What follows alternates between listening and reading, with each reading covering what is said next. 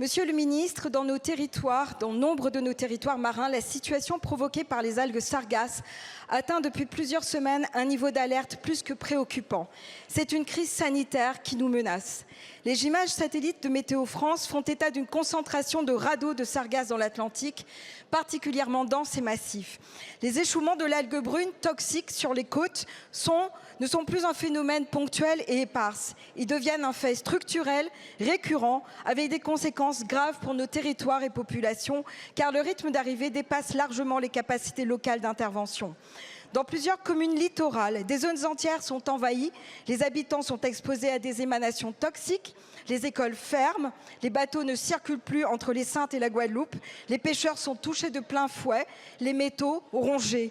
Les équipes locales sont mobilisées pourtant et déterminées, mais elles manquent cruellement de moyens pour faire face à l'ampleur du phénomène.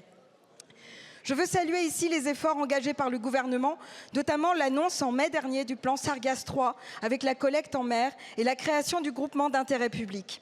Mais il est urgent que cette dynamique se traduise par des efforts concrets sur le terrain, car il manque une ingénierie territoriale adaptée à nos communes qui n'ont pas toujours les ressources ou les outils pour monter des projets dans l'urgence face à un phénomène naturel, irrégulier et imprévisible. La sénatrice Conconne travaille à faire reconnaître les échouages comme catastrophes naturelles. Mais cette qualification ne peut s'appliquer à la situation en l'état actuel de notre droit, parce que les dommages ne résultent pas d'un événement brutal et ponctuel, mais de la décomposition progressive des algues échouées. Ce vide juridique appelle une réponse. Monsieur le ministre, êtes-vous prêt à engager avec le Parlement une réflexion pour adapter notre droit aux nouveaux risques environnementaux que représentent les algues invasives, sargasses ou algues vertes, et apporter une réponse durable aux populations concernées? Merci Madame la députée. La parole est à Monsieur Manuel Valls, ministre des Outre-mer. Merci Madame la Présidente. Mesdames et Messieurs les députés, Madame la députée Maude Petit, sur le front de la lutte contre les sargasses, la situation, vous avez raison, est critique. En Guadeloupe, Marie-Galante, la Désirade et le nord-est de la Grande-Terre sont particulièrement touchés. En Martinique, l'activité des sargasses est à son paroxysme. Depuis mars, plus de 4 400 tonnes ont déjà été collectées. Nous sommes tous mobilisés, collectivités et État. Et comme vous l'indiquez, cette coopération étroite entre les collectivités et l'État s'inscrit dans le cadre du plan national Sargasses 2. Il mobilise 36 millions d'euros déjà sur la période 2022-2025.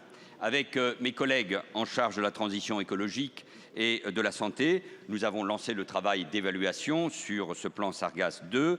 Nous contribuerons ainsi à préparer le plan Sargasses 3 et les axes prioritaires qui ont été lancés par le Premier ministre lors du comité interministériel de la mer le 23 mai dernier, avec le lancement de ce troisième plan qui sera axé sur la prévention sanitaire, le soutien à la collecte, le stockage et la valorisation. Il sera proposé dans les prochains mois.